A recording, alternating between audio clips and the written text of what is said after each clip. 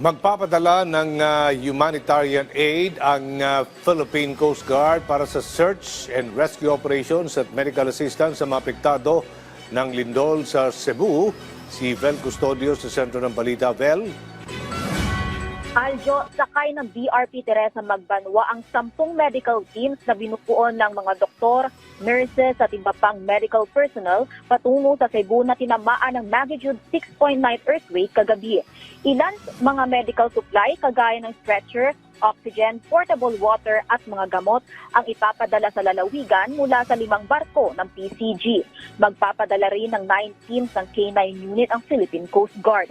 Nakatakdang umalis ang barko ng PCG anumang oras ngayon. Kasabay nito, magpapadala rin ang Coast Guard District Southwestern Mindanao ng 2 44-meter vessel at isang PCG vessel ang manggagaling naman sa Northeastern Mindanao upang punan ang Coast Guard District sa Central Visayas. Nauna nang lumipad mula Metro Manila patungong Cebu kaninang umagang 5 teams ng PCG Search and Rescue Unit sakay ng Philippine Air Force C-130. Ongoing pa rin ang search and rescue ng Coast Guard K9 unit sa Cebu.